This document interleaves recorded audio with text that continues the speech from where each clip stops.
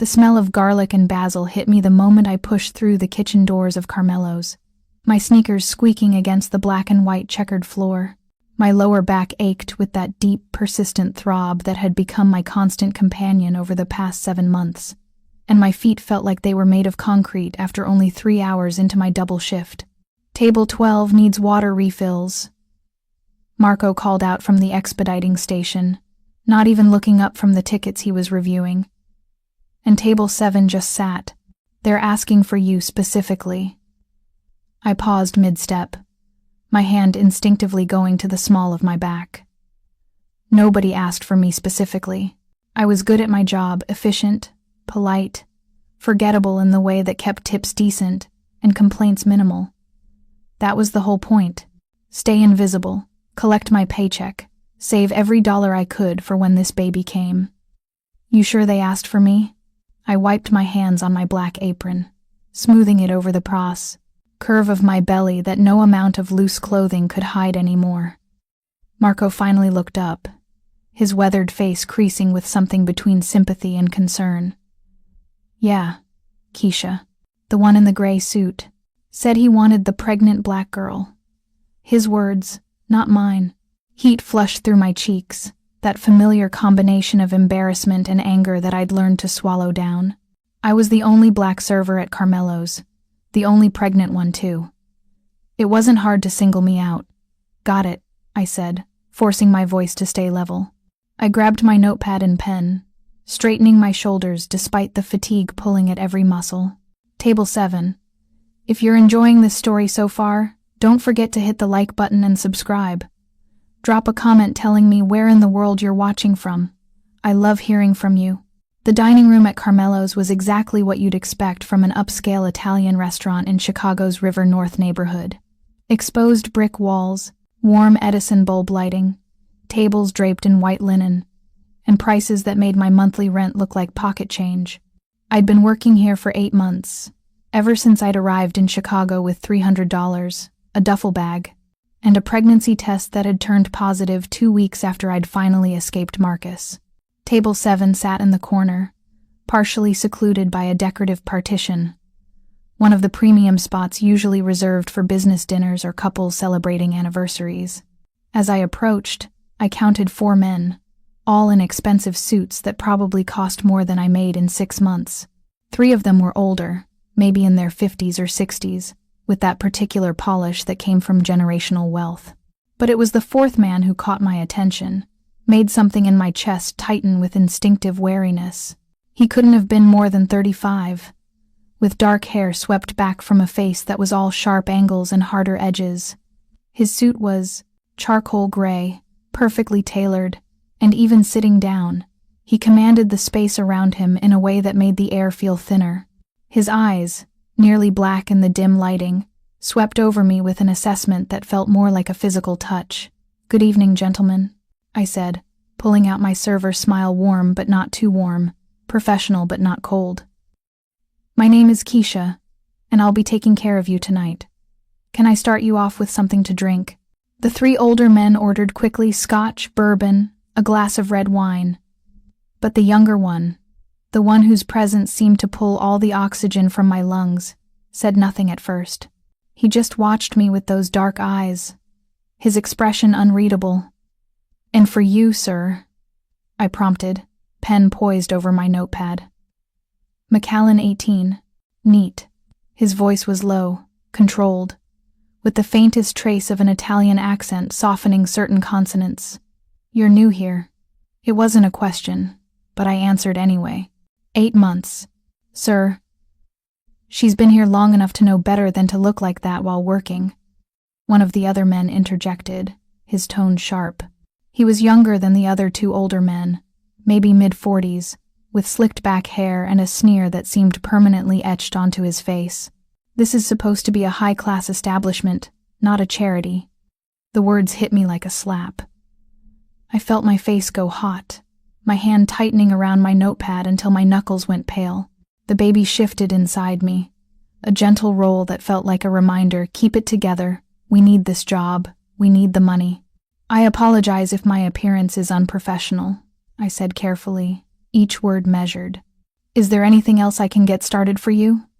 Yeah, you can get started on maternity leave, the man continued, his voice dripping with disdain.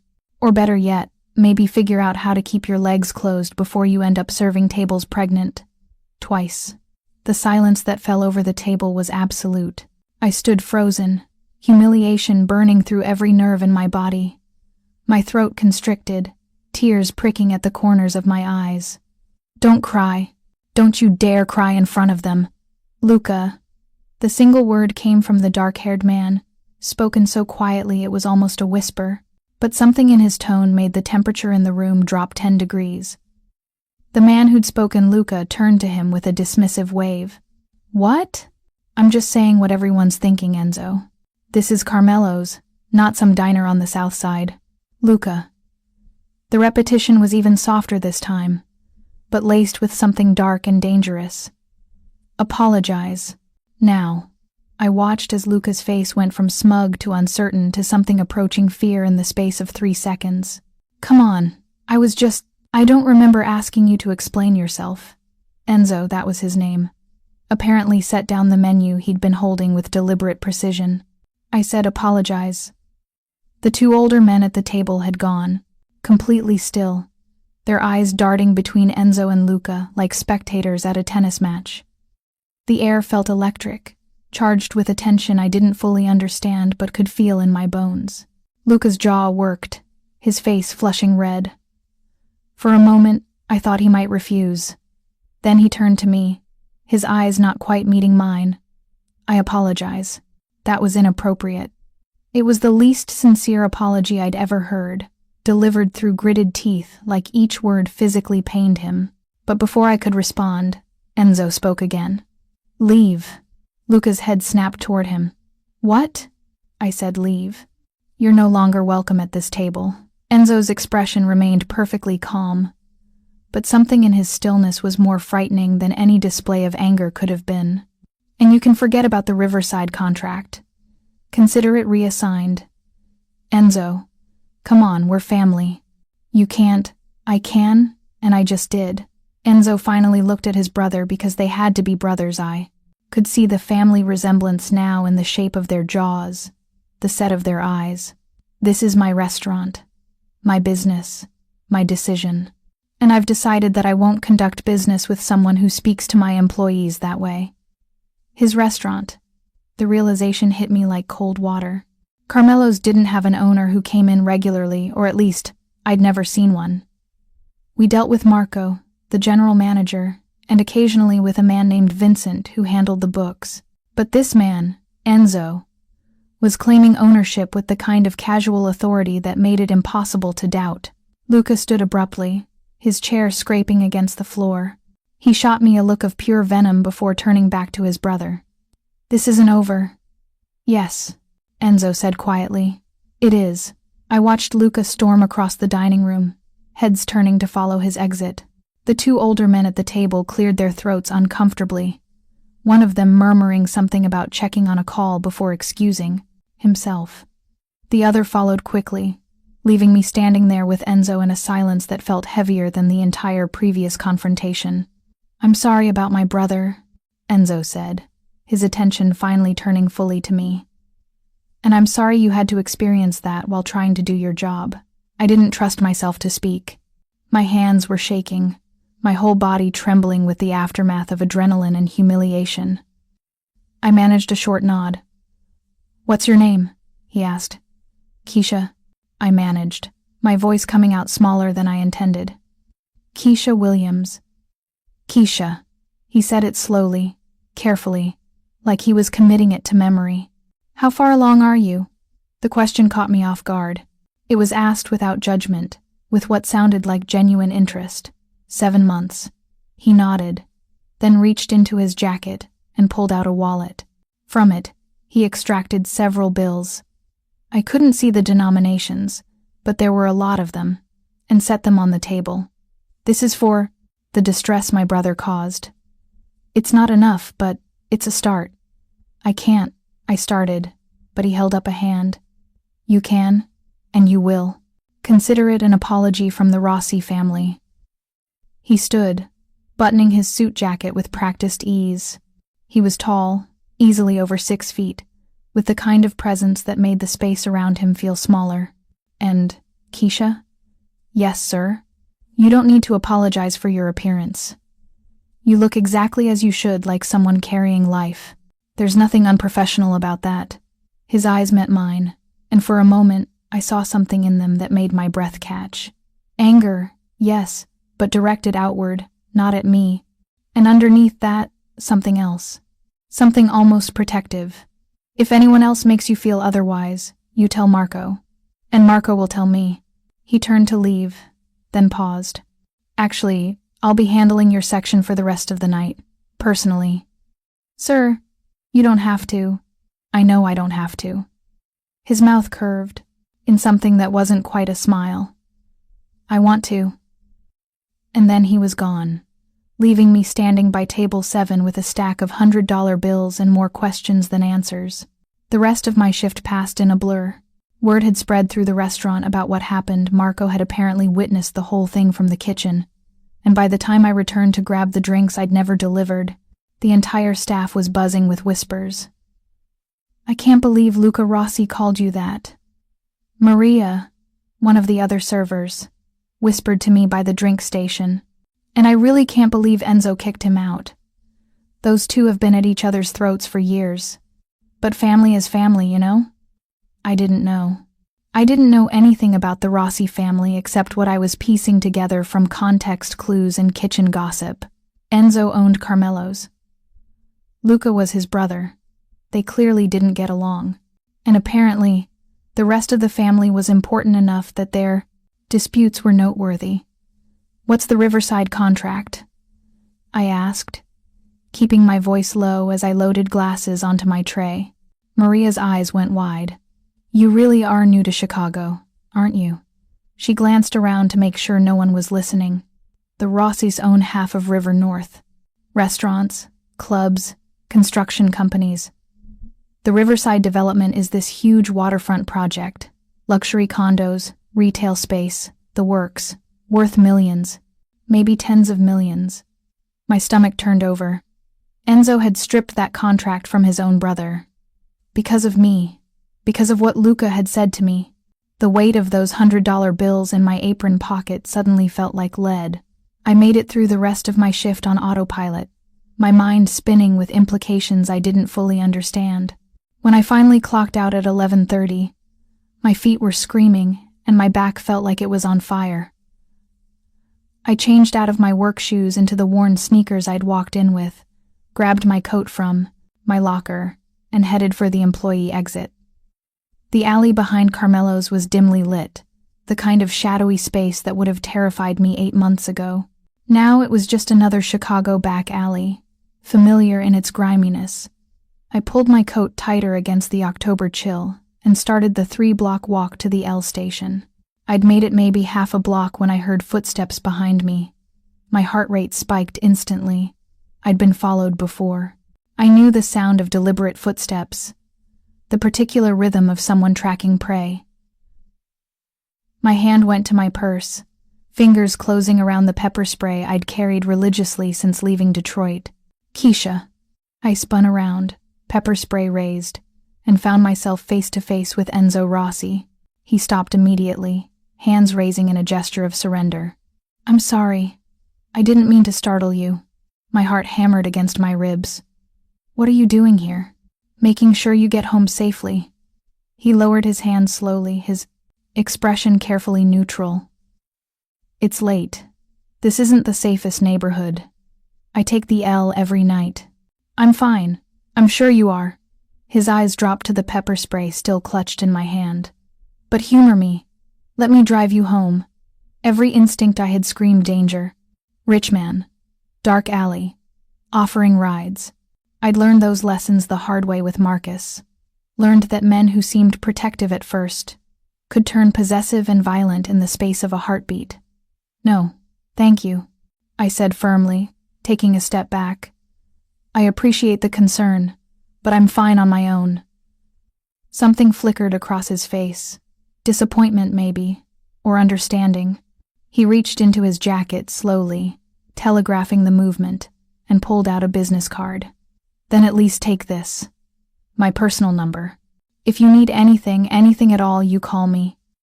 I hesitated, then took the card, being careful not to let our fingers touch. The card was heavy stock, embossed with gold lettering. Enzo Rossi, CEO Rossi Enterprises. And a phone number. Why? The question came out before I could stop it. Why do you care? He was quiet for a long moment, his dark eyes searching my face. Because my brother was wrong. Because you deserve better than what he said to you. And because, he stopped, seeming to reconsider his words. Because I'd like the opportunity to prove that not all Rosses are like Luca. The sincerity in his voice caught me off guard. I'd expected arrogance, the kind of entitled assumption that his money could fix anything. Instead, there was something almost vulnerable in his expression, a genuine desire to make amends for his brother's cruelty. Okay, I said finally, tucking the card into my purse. Thank you. He nodded, then stepped back, giving me space. Get home safe, Keisha. I turned and walked toward the L station, acutely aware of his eyes on my back, until I turned the corner and disappeared from view. My apartment was a studio in Pilsen, 45 minutes from River North, via a combination of Red Line and bus. It was small, barely 300 square feet, with a Murphy bed that didn't quite fold up properly anymore, a kitchenette where only 2 burners on the stove worked, and a bathroom where the hot water was more suggestion than reality. But it was mine, my name on the lease, my lock on the door, my space where no one could tell me what to wear, who to see, or how to live my life. I dropped my purse on the small table that served as both dining surface and desk, pulled out the stack of bills Enzo had given me, and counted them carefully. $700. I counted again. Sure, I'd made a mistake. But no 7 $100 bills, just for the distress his brother had caused. My hands started shaking. $700 was almost 2 weeks' pay. $700 was diapers and formula and the crib I'd been eyeing at the second-hand store. $700 was the difference between barely scraping by and having an actual cushion for when the baby came. I sank onto my bed, the money clutched in my hands, and for the first time all day, I let myself cry. I didn't expect to see Enzo Rossi again. Rich men didn't follow up on their grand gestures.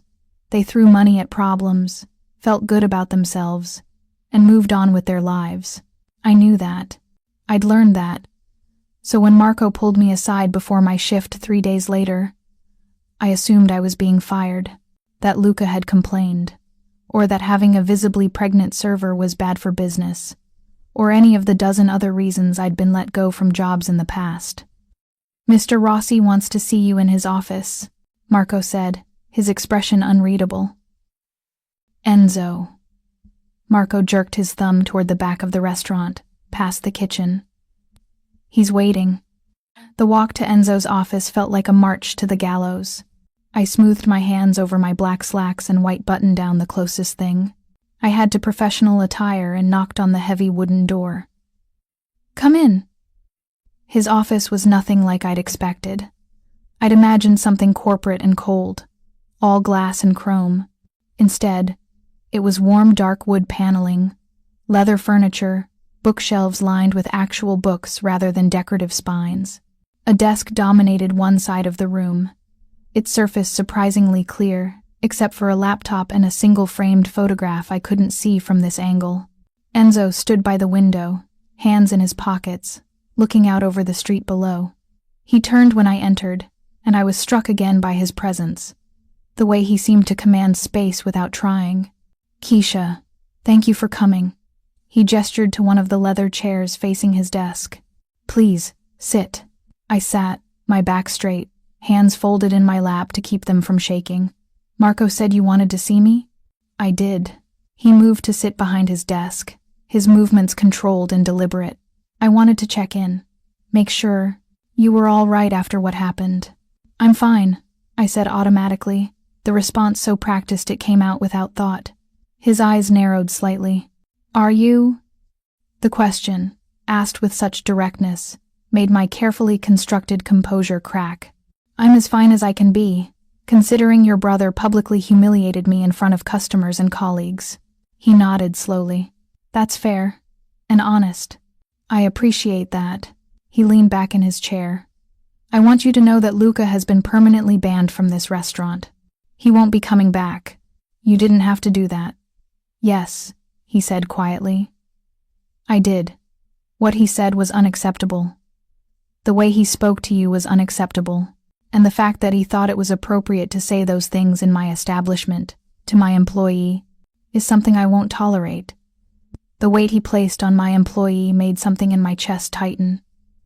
There was possession in those words, but not the threatening kind I'd learned to. Fear. This felt different. Protective.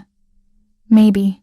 Or perhaps I was reading into it, seeing what I wanted to see because I was tired and scared and so desperate for someone to give a damn about me. I also wanted to discuss your working conditions, Enzo continued, pulling a folder from his desk drawer. I've reviewed your employment file. You're working doubles 4 days a week, plus single shifts on weekends. That's what I asked for, I interrupted.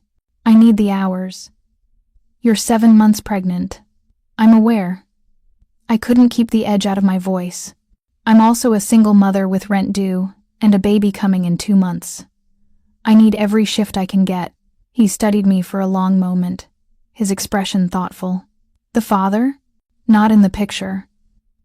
I lifted my chin, daring him to judge me the way Luca had.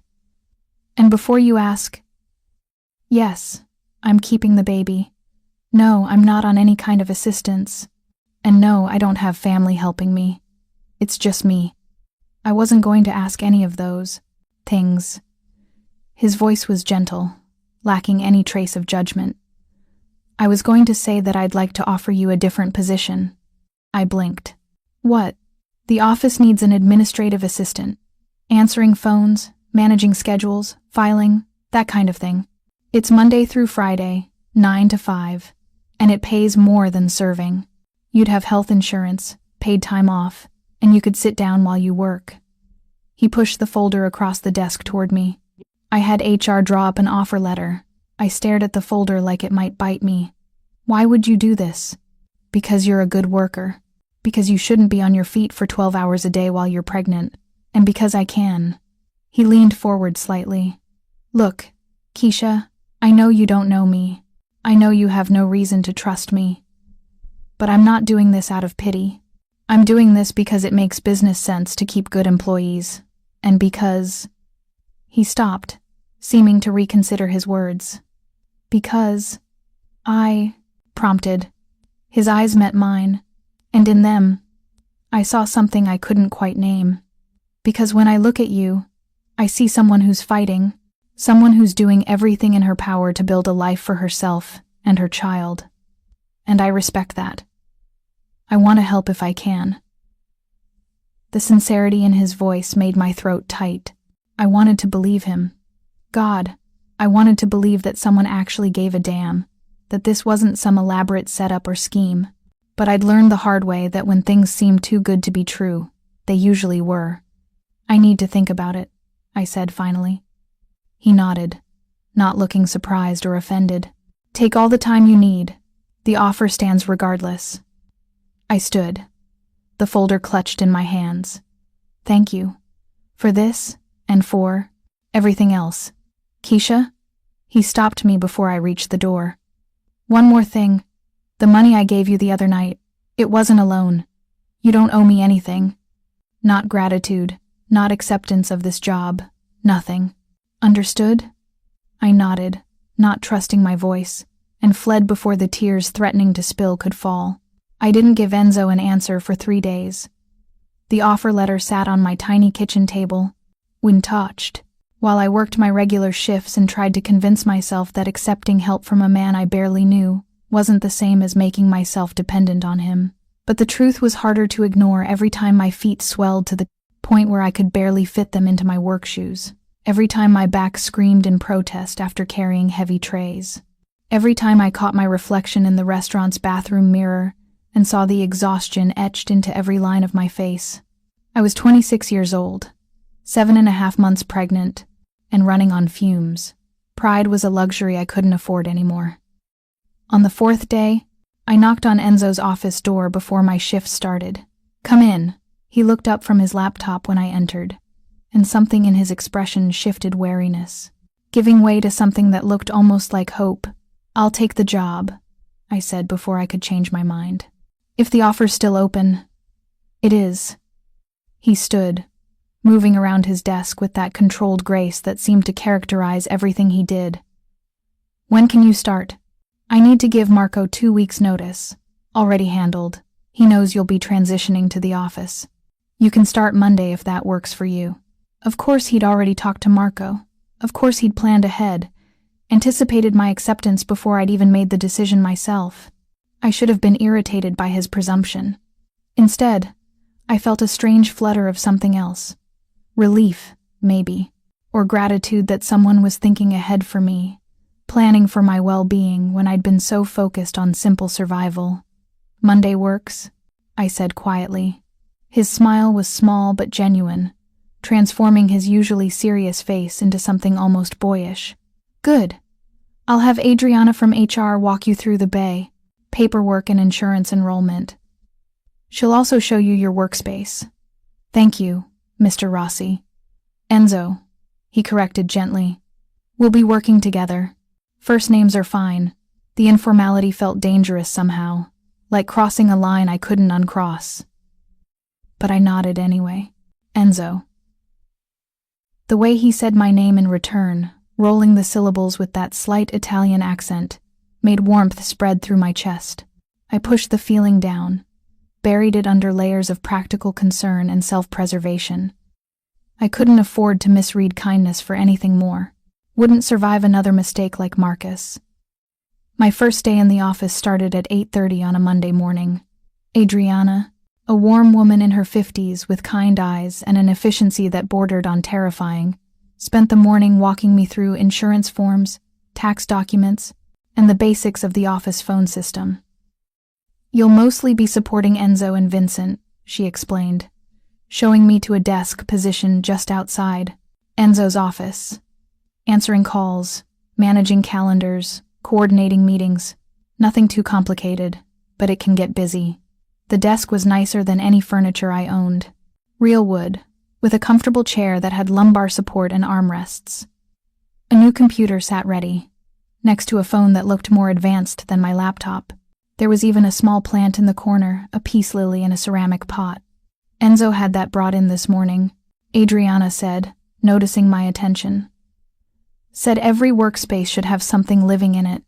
The thoughtfulness of the gesture made my throat tight. I ran my fingers over the lily's dark green leaves, blinking back the sudden moisture in my eyes. "Pregnancy hormones," I told myself. That's all this was. "He's a good man," Adriana continued, her voice gentler.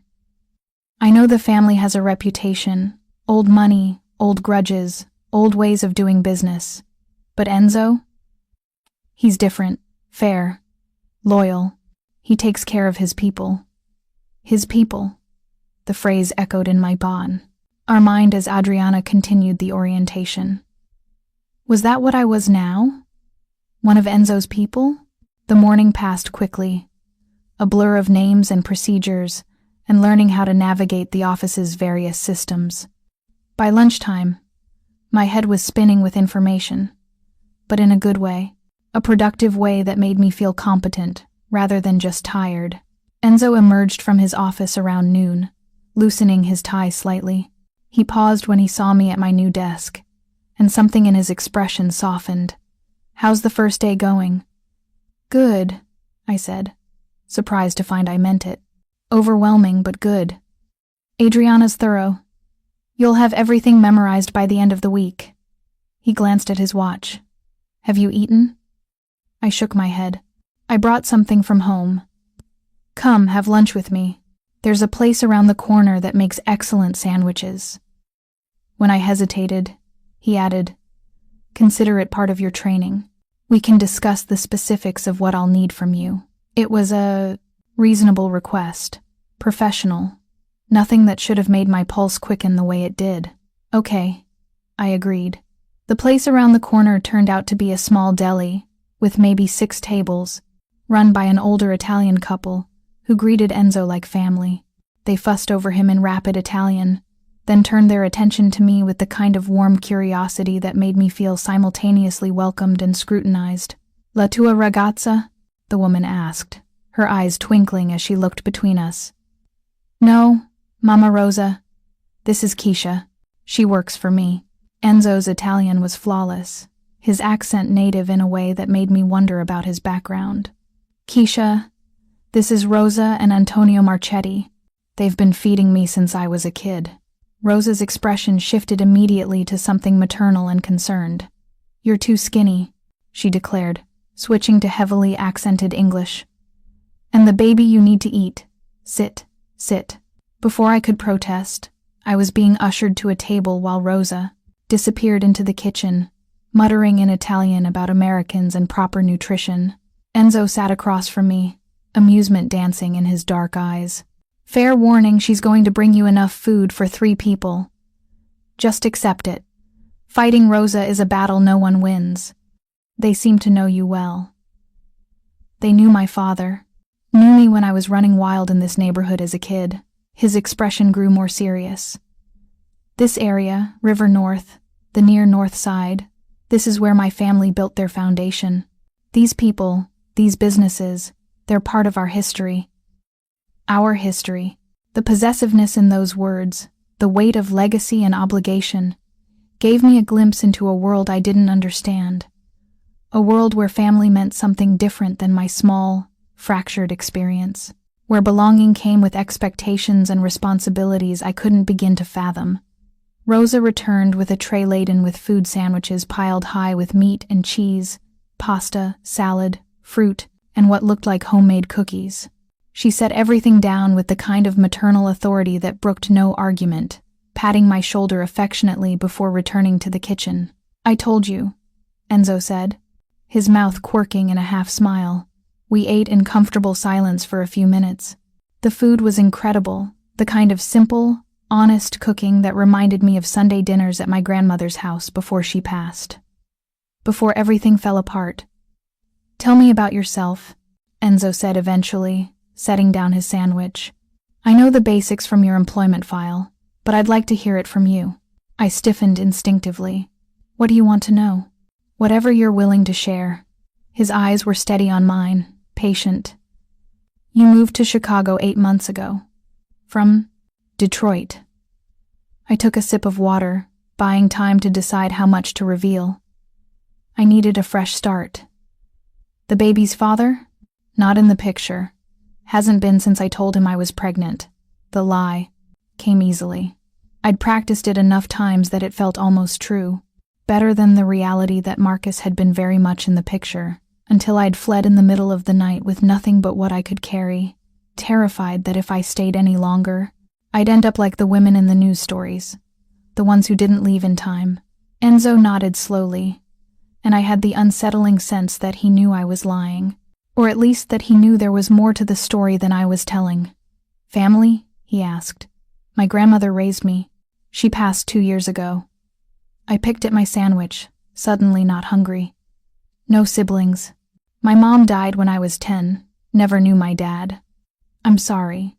The words were simple, but the sincerity in them was unmistakable. "That must have been hard."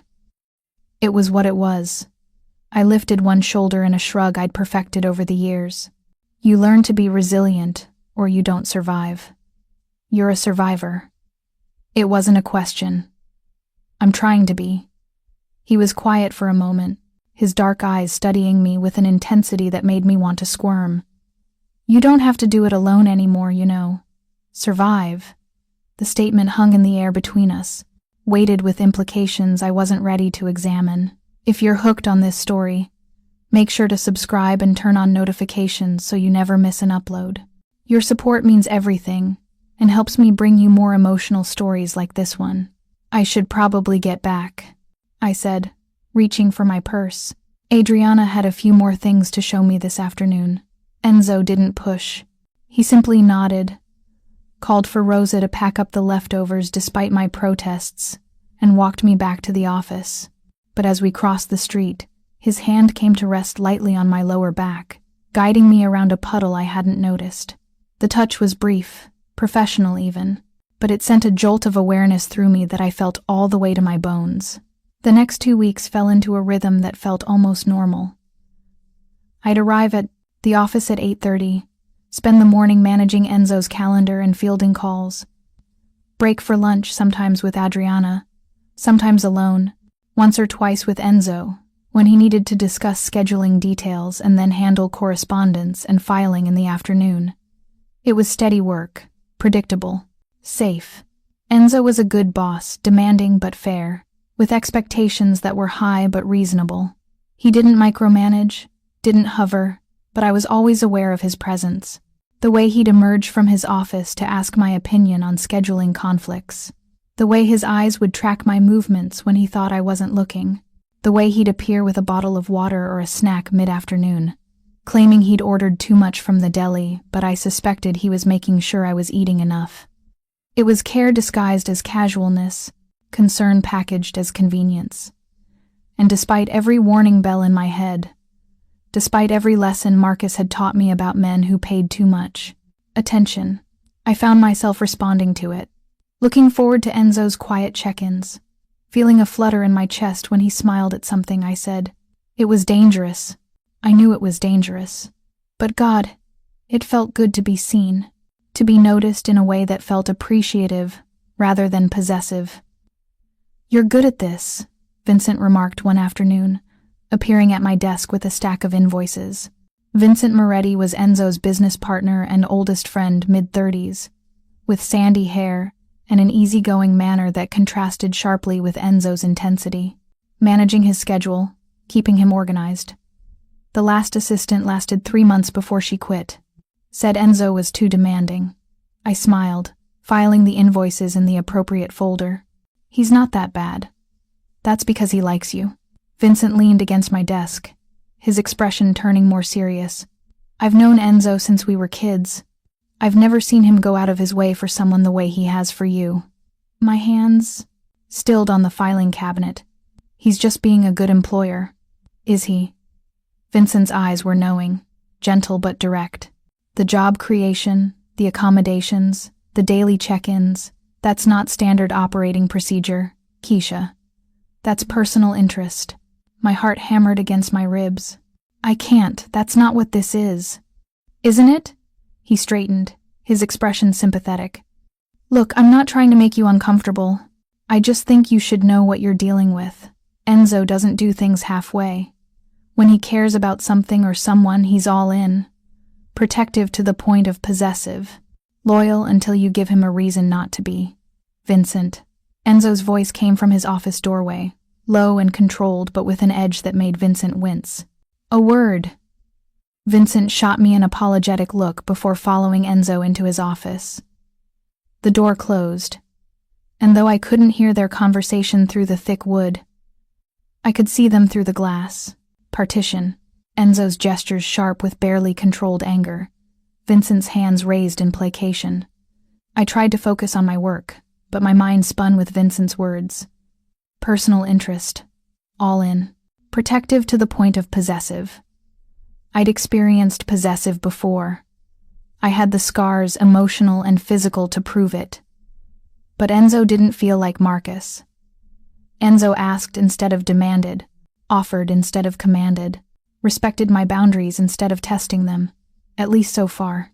When Enzo emerged from his office 20 minutes later, Vincent was gone and Enzo's expression was carefully neutral. He stopped at my desk, hands in his pockets, jaw tight. "I apologize for whatever Vincent said to make you uncomfortable." "He didn't," I started, but Enzo cut me off with a raised hand. He overstepped. "It won't happen again." His eyes met mine, dark and intense. But he wasn't wrong. About my interest being personal. My breath caught. "Enzo, I'm not going to lie to you, Keisha. I'm not going to pretend this is just employer-employee, when it hasn't been that from the moment I saw my brother disrespect you." He moved closer, close enough that I could smell his cologne, something woody and expensive that made my head spin. "But I'm also not going to push. Not going to pressure you. You set the pace. You tell me what you're comfortable with. And if the answer is nothing beyond professional courtesy, I'll respect that. Why? The question came out barely above a whisper. Why me? He was quiet for a long moment, his eyes searching my face. Because when I look at you, I see strength. I see someone who's been through hell and came out fighting. I see, he stopped, seeming to struggle with the words. I see someone worth protecting, worth knowing, worth everything I could possibly give. The declaration should have terrified me. It was too much, too soon, too intense. But instead of fear, I felt something else unfurl in my chest. Something warm and terrifying and utterly overwhelming. I struggled to find the words. I'm not good at this. At trusting. At letting people in. I know. His voice was gentle. I can wait. I'm pregnant with another man's baby. I can see that. The corner of his mouth lifted. Doesn't change anything for me. You barely know me. Then let me get to know you. He reached out slowly, giving me time to pull away, and took my hand in his. His palm was warm, calloused in places I wouldn't have expected. No expectations, no pressure. Just let me in. A little at a time. I should have said no, should have pulled my hand back and reinforced the professional boundaries that were already dangerously blurred. Should have remembered every hard lesson Marcus had taught me about men who seemed too good to be true. But when I looked into Enzo's eyes, I didn't see Marcus's calculated charm or manipulative affection. I saw something raw and genuine, something that felt like honesty. Okay, I breathed, a little at a time. His smile was brilliant, transforming his usually serious face into something almost beautiful. Thank you. That night, as I rode the L home, I pulled out my phone and stared at Enzo's contact information. He'd insisted on programming his personal number into my phone that first day, claiming it was for emergencies. I'd never called it, but now I found myself wanting to hear his voice, to continue the conversation we'd started, wanting to believe that maybe, just maybe, this could be real. My finger hovered over his name, and then I heard it. Footsteps, heavy, deliberate, following the same rhythm as my own. My blood went cold. I'd been hypervigilant since leaving Detroit, always aware of my surroundings, always watching for Marcus's shadow. He'd found me once before, 3 weeks after I'd left, cornered me outside my first apartment, his hands around my throat before a neighbor's dog had scared him off. I'd moved the next day, changed my number, started paying for everything in cash so he couldn't track my credit cards. But 8 months of nothing had made me complacent, made me think maybe I was finally safe. The footsteps quickened as I turned onto my block.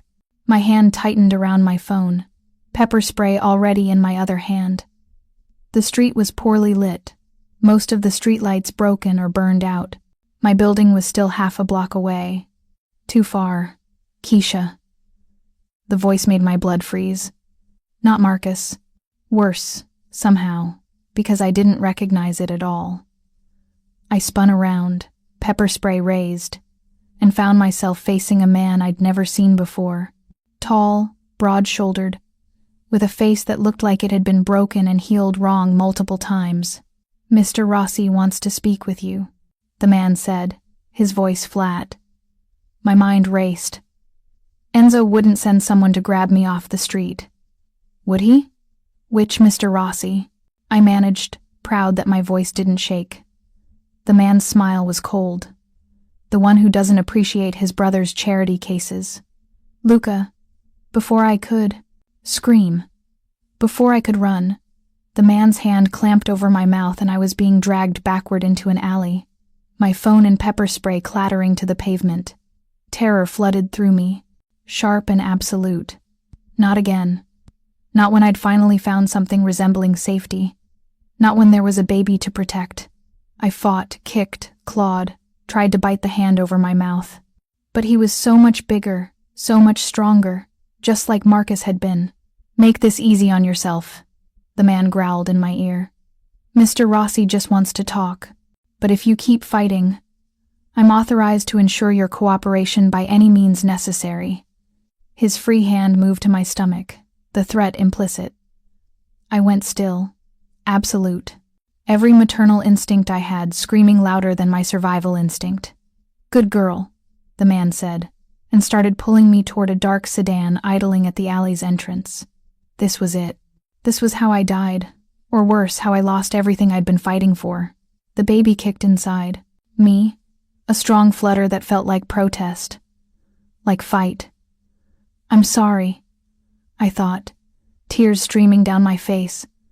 I'm so sorry. And then I heard it, a voice cutting through the night like a blade. Let her go, now. The hand over my mouth loosened slightly. The man holding me turned, and I saw Enzo standing at the alley entrance, backlit by the streetlight. He wasn't alone, 3 men flanked him, all dressed in dark suits, all radiating the kind of controlled violence that made my captor's posturing look amateurish. This doesn't concern you, Enzo, my captor said, but I could hear the uncertainty in his voice. My brother is about to learn a very painful lesson about what happens when someone touches what's mine. Enzo's voice was soft, deadly calm. You have 3 seconds to take your hands off her before I demonstrate on you. Mr. Luca said, 1. The hand on my stomach tightened. 2. I saw Enzo's expression change. Saw the exact moment when calculated threat became something darker, something primal. He didn't make it to 3. I didn't see Enzo move. 1 second he was 10 feet away. The next he was on my captor with the kind of vicious efficiency that spoke of violence as instinct rather than learned skill. The hand on my mouth disappeared as the man was ripped away from me, thrown against the alley wall with enough force that I heard the crack of bone on brick. Don't look, one of Enzo's men said, suddenly beside me. His voice was gentle despite the gun now visible in his shoulder holster. Come on, let's get you out of here. But I couldn't look away, couldn't stop watching as Enzo systematically destroyed the man who'd threatened my baby. Each punch was precise, controlled, aimed to hurt rather than kill. But the fury behind them was absolute. Enzo, the man beside me, Marco. I realized. The bodyguard I'd seen at the restaurant called out. She's safe. That's enough. Enzo froze, his fist raised for another blow. The man beneath him was barely conscious, blood streaming from his nose and mouth. Slowly, so slowly, Enzo lowered his hand and stepped back. Then he turned to me. His knuckles were bloody. His shirt was torn. There was a wild look in his eyes that should have terrified me. Instead, I ran to him. I don't know what possessed me. Don't know what made me throw myself into the arms of a man who'd just beaten someone unconscious in front of me. But the moment his arms closed around me, the moment I felt his heart hammering against mine, something inside me cracked open. You're safe, he murmured into my hair, his voice shaking. I've got you. You're safe. How did you... I couldn't form a complete sentence, couldn't stop shaking. I had Marco follow you home, every night since you started. His arms tightened around me. I knew Luca would try something. I just didn't know when. He'd had me followed. Had me watched, without my knowledge or consent. It should have felt like a violation. Like Marcus all over. Again controlling, possessive, invasive. But all I felt was overwhelming relief that someone had been watching. That someone had cared enough to make sure I was safe. I'm taking you home, Enzo said, pulling back just enough to cup my face in his hands. My home, where I can protect you properly.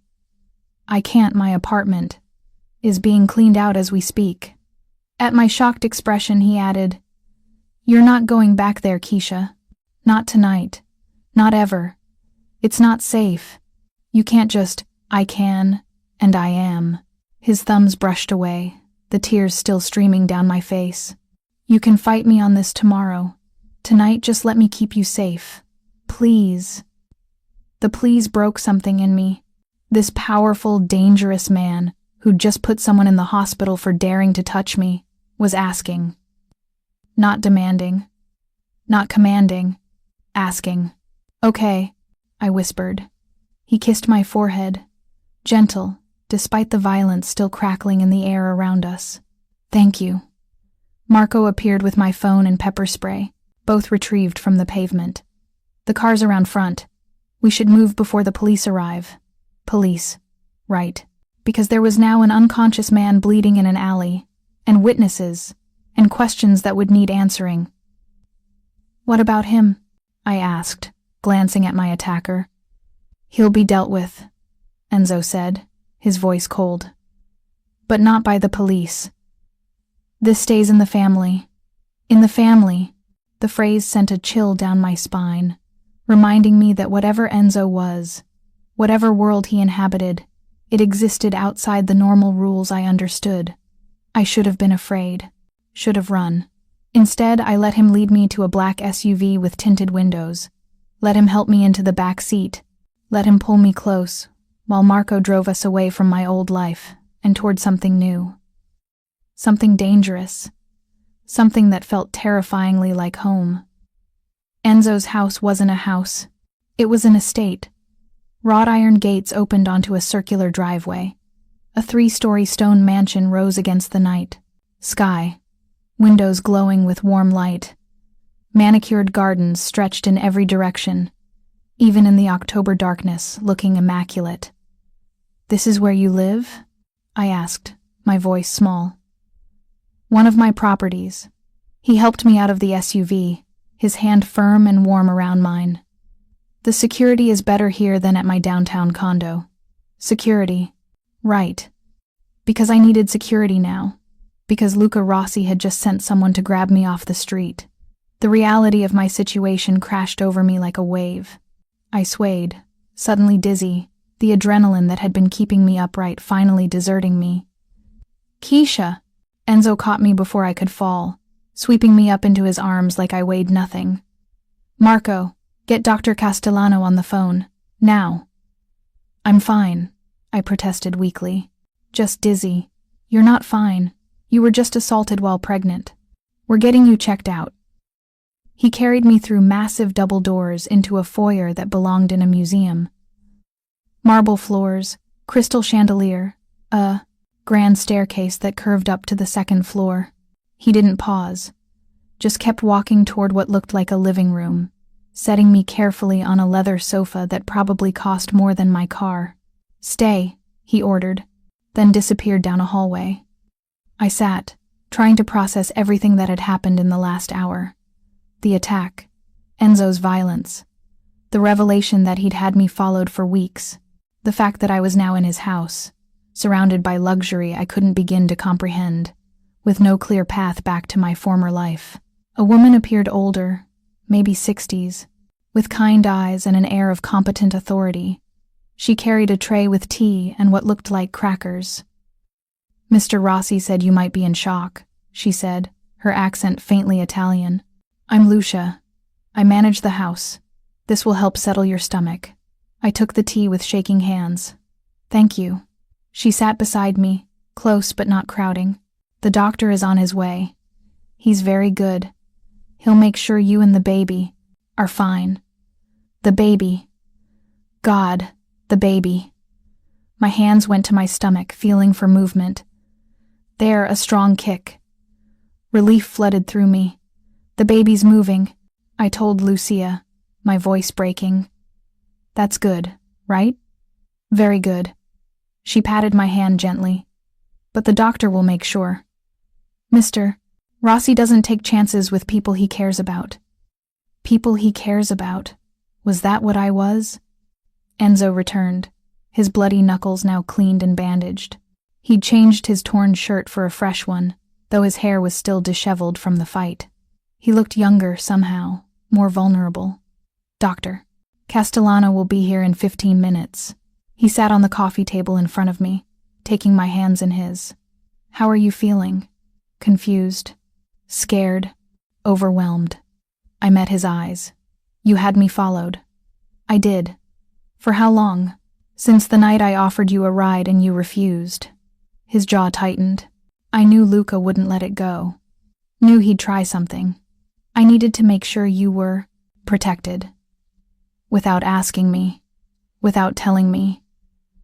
Would you have agreed if I'd asked? I opened my mouth to say yes, then closed it. He was right. I would have refused, would have seen it as controlling, invasive, would have run. You still should have told me, I said finally. You're right. I should have. His thumbs traced circles on the backs of my hands. I'm not good at asking permission, Keisha. I'm used to making decisions and expecting people to follow. But with you, he stopped, seeming to struggle with the words. With you, I want to be better. I want to earn your trust, not demand it. The vulnerability in his voice, in his eyes, cracked something open in my chest.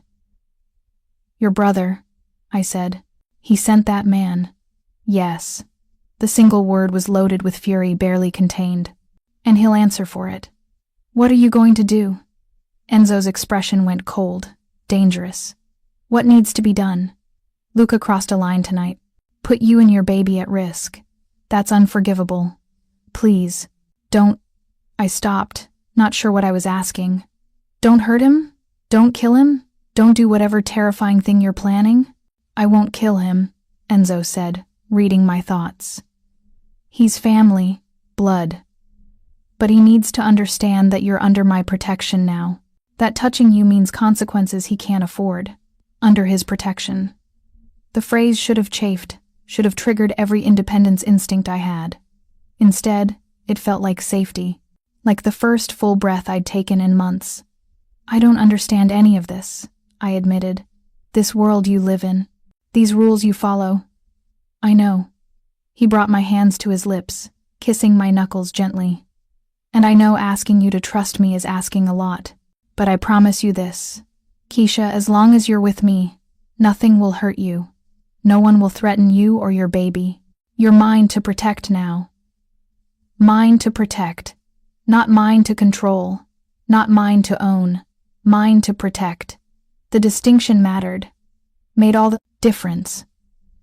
The doorbell rang, and moments later, Dr. Castellano was ushering me into a guest bedroom that had been converted into a makeshift examination room. He was thorough, kind, asking questions about my pregnancy history while checking my vitals and the baby's heartbeat. Everything looks good, he said finally, packing up his equipment. The baby's heartbeat is strong, no signs of distress. You're shaken up, understandably, but physically you're both fine. The relief was so intense I started crying. Couldn't stop crying, actually. Great heaving sobs that felt like they came from somewhere deep in my soul. Enzo was there immediately, pulling me into his arms, holding me while I fell apart. He didn't try to shush me or tell me everything was fine. He just held me, one hand stroking my hair, the other pressed protectively over my stomach. I've got you, he murmured. I've got you both. And for the first time in longer than I could remember, I believed it. I woke to sunlight, streaming through unfamiliar windows and the scent of coffee and something sweet, pancakes, maybe, or French toast. For a moment, I was disoriented, trying to place where I was. Then memory flooded back. The attack, Enzo's violence, his house, his protection. I sat up slowly, taking in the room I'd been too exhausted to examine last night. It was enormous, easily 3 times the size of my entire apartment, with a 4-poster bed, plush carpet, and furniture that looked like it belonged in a designer magazine. French doors opened onto a balcony overlooking manicured gardens. A knock sounded at the door. Come in, I called, pulling the silk robe someone had left on the chair around me. My clothes from yesterday were gone, replaced by soft pajamas in exactly my size. Lucia entered, carrying a tray. Good morning, dear. Mr. Rossi thought you might prefer to eat up here. He's in meetings all morning, but he asked me to let you know he'll check on you at lunch. She set the tray on the potted bedside table, coffee, juice, a plate loaded with eggs, bacon, and fresh fruit. More food than I could possibly eat. Thank you, I said. Lucia, my clothes, being laundered. Mr. Rossi had some things brought over from your apartment last night. They're in the closet. She gestured to a door I hadn't noticed. staying at the Galaxy Motel on Halstead, working construction under the table. And he's been watching the restaurant. My blood ran cold. Watching? We pulled security footage. He's been outside Carmelo's at least a dozen times in the past 2 weeks, watching the staff entrance. He knows your schedule, or knew it before you stopped working there. Enzo's expression was carved from stone. He doesn't know about the house? Not yet, but it's only a matter of time. Then we handle this now. Enzo stood, buttoning his suit jacket with deliberate precision. Tony, Marco with me. Keisha. He turned to me. You stay here. Lucia will stay with you. Don't answer the door for anyone except me. What are you going to do? But I already knew. Could see it in the cold fury in his eyes. What I should have done the moment you told me about him. He kissed my forehead, gentle despite the violence radiating from him. I'm going to make sure he never threatens you again. Enzo, please don't do anything you'll regret. He looked at me, and his smile was terrible. I won't regret this. I promise you that. The waiting was agony. I paced Enzo's living room while Lucia tried to distract me with tea and conversation. But all I could think about was Enzo confronting Marcus. 2 dangerous men, both possessive in their own ways, both convinced I belonged to them. What if Marcus hurt him? What if Enzo went too far and ended up arrested? What if... The front door opened. I jumped to my feet, my heart hammering. Enzo walked in, followed by Marco and Tony. His knuckles were bruised. His suit jacket was gone. But he was alive, whole, walking toward me with purpose. It's done, he said simply. What did you do? I explained the situation to Marcus. Made it very clear that you're under my protection. That any attempt to contact you, come near you, or claim rights to your baby would have permanent consequences. His eyes were hard, unapologetic. He understood.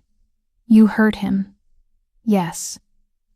No hesitation, no remorse. I made sure he understood on a physical level what would happen if he ever came near you again. Is he alive, in a hospital, with several broken ribs and a very clear understanding of his new reality? Enzo cupped my face in his hands. He's not your problem anymore, Keisha. He'll never be your problem again. I should have been horrified. Should have been appalled by the violence, the brutality. Instead, I felt relief so intense it made me dizzy. Thank you, I whispered. You don't thank me for this. His thumbs brushed my cheeks. Protecting you isn't something you owe me gratitude for. It's just what I do, what I'll always do. I kissed him then, deep and desperate and full of all the emotions I couldn't name. He responded immediately, one hand tangling in my hair, the other spreading across my lower back, pulling me as close as my belly would allow.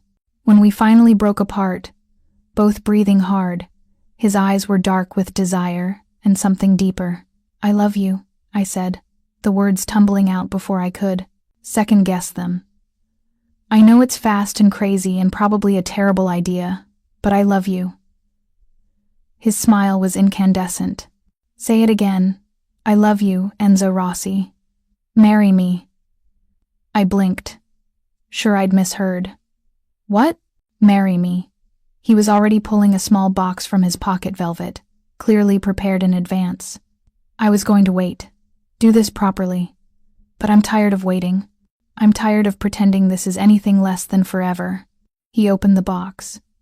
Inside was a ring, a simple solitaire diamond on a platinum band. Beautiful, without being ostentatious. I know you're scared, Enzo continued, dropping to one knee despite my belly between us. I know you have every reason not to trust this, but I'm asking anyway. Marry me, Keisha. Let me be your family. Let me be this baby's father. Let me spend the rest of my life proving that love doesn't have to hurt. Tears streamed down my face. This is insane. Probably. We've known each other less than 2 months. I know. Your family will lose their minds. They'll adjust. His eyes never left mine. Say yes, Keisha. Take a chance on us. I looked at this man kneeling before me. This complicated, dangerous, impossibly gentle man who'd upended my entire life, who'd protected me without being asked, who'd fought for me when I couldn't fight for myself, who looked at me like I was precious rather than broken. "Yes," I whispered. "Yes, I'll marry you." He surged to his feet, pulling me into his arms, spinning me in a circle before seeming to remember the baby and setting me down carefully. Then he was sliding the ring onto my finger, and it fit perfectly. Of course it did. "I love you," he said, kissing me between each word. "I love you. I love you. I love you too." I laughed through my tears, giddy with joy and terror and hope. "God help me, but I love you too." 2 months later, the contractions started just after midnight. I woke Enzo with a grip on his arm that probably left bruises. "It's time." I gasped. He was up instantly, already reaching for his phone to call Dr. Castellano. "How far apart?" 5 minutes, maybe less. The next hours were a blur of activity. The drive to the private hospital Enzo had arranged. Dr. Castellano's calm presence. Lucia appearing with my hospital bag already packed. Enzo holding my hand through each contraction, his usual composure cracking as he watched me in pain. "You're doing so good," he murmured, wiping sweat from my forehead. "So strong, so brave." "I hate you," I panted. "This is your fault, not technically." But his smile was strained, his eyes worried. "If you ever come near me again, I'll kill me. I know. You've mentioned it several times." He kissed my temple. "I'll take my chances." 12 hours later, our daughter was born. 7 pounds, 4 ounces. Perfect. Enzo cut the cord with shaking hands, tears streaming down his face. When the nurse placed her in my arms, cleaned and wrapped, he sat beside me on the bed. One arm around my shoulders, the other hand gently touching her tiny fingers. "She's perfect," he whispered. "You're perfect. We haven't picked a name yet," I said, unable to look away from her face. She had my nose, my complexion, but Enzo's dark hair already showing. "Rosa," Enzo said quietly, "after my mother. If that's okay with you?" I looked at him, at the vulnerability in his eyes, the hope. "Rosa Rossi, that's a lot of R's." "Rosa Keisha Rossi," he amended. "Best of both of us." "Perfect." I leaned into his shoulder, exhausted and elated and overwhelmed. "She's perfect." 6 months later, I woke to sunlight streaming through the bedroom windows and the sound of Enzo singing in Italian. Badly. I smiled, pulling on a robe and padding barefoot down the hall to the nursery. He stood by the changing table, Rosa in his arms, completely oblivious to my presence. He was dressed for work, suit pants, dress shirt, though his tie hung unknotted around his neck. Rosa was in a onesie that said, "Daddy's Princess," in glittery letters, a gift from his Aunt Gina, who'd become Rosa's most devoted admirer. "And then your mama said yes," Enzo was saying, bouncing Rosa gently. Even though Papa was covered in another man's blood, even though it was the craziest proposal in history, she said yes, Principessa, because your mama is braver than anyone I know. My heart melted. Completely, utterly melted. "You're going to give her unrealistic expectations about romance," I said from the doorway. Enzo turned, his face lighting up when he saw me. "Good. Then she'll know not to settle for anything less than someone who loves her completely." I crossed to them, kissing Rosa's forehead and then Enzo's mouth. "You're going to be late for your meeting. Let them wait." He pulled me close. Rosa nestled between us. "I have everything I need right here. 6 months of marriage, 6 months of learning to trust, 6 months of therapy, both individual and couples working through my trauma and his controlling instincts, 6 months of building something real. It wasn't always easy. Enzo still made decisions without consulting me sometimes. I still had moments of panic when he was late coming home. We fought about his family's disapproval, about my reluctance to fully embrace his world, about money and control and all the complicated dynamics of blending 2 very different lives. But we also laughed. We also loved. We also chose each other, every single day. I never thought I'd have this, I said quietly, watching our daughter grab Enzo's finger with her tiny hand. A family, safety, love, that doesn't hurt. You deserve all of it, Enzo said. You deserve everything. So do you. He smiled, that brilliant smile that transformed his entire face. Then we're lucky we found each other. Rosa made a small sound, not quite a cry, not quite a coo. We both looked down at her, and she was staring up at us with those dark, serious eyes that were pure Rossi. She's judging us, I said. Probably. She's very discerning. Enzo kissed her forehead. Takes after her mother. Smooth talker. It's why you married me. I married you because you beat up my ex-boyfriend. That too. He grinned. Unrepentant. Want me to do it again? I could make a habit of it. Every anniversary, maybe? You're ridiculous. You love me anyway. I did. God help me, but I did. The intercom buzzed Marco, letting us know the car was ready. Enzo sighed, reluctantly handing Rosa to me. I'll be back by 6, he said, kissing us both. Family dinner. Just us, I agreed. He paused at the door, looking back at us, his wife and daughter, standing in the nursery of the home we'd built together. This, he said quietly, this is everything. I know, I said. Now go to work before Vincent calls and yells at both of us. He left laughing, and I carried Rosa to the window, watching as his car pulled away, watching as Marco and Tony's security vehicle followed at a discreet distance. This was my life now. Luxury and danger, love and protection, the constant awareness that the man I'd married existed in a world most people would never understand. But it was also laughter over breakfast. Quiet evenings reading while Enzo worked. Rosa's first smile, her first laugh, all the tiny miracles that made up a life. I'd come to Chicago running from one dangerous man. I'd ended up in the arms of another one, who taught me that danger and safety weren't mutually exclusive. That love could be fierce without being frightening. That family could be chosen, as well as born. Rosa cooed, her tiny hand grabbing at my hair. I smiled down at her. This perfect little human we'd created together. Your daddy's a little crazy, I told her, but he loves us, and that makes all the difference. The morning sun streamed through the windows, bathing us both in golden light. Outside, Chicago stretched in every direction, the city where I'd fled seeking safety, and found so much more. Found home. Epilogue. 1 year later. The christening was held at the same church where Enzo's parents had married. The entire Rossi family attended, even Luca, who'd been allowed back into family functions on the condition that he never spoke to me or about me. Salvatore held Rosa during the ceremony, his stern expression softening as she grabbed his finger. After months of resistance, he'd finally accepted our marriage, maybe even approved, though he'd never say so directly. Your daughter is beautiful, he'd told Enzo the night before. And your wife, she's stronger than I gave her credit for. It was as close to a blessing as we'd get.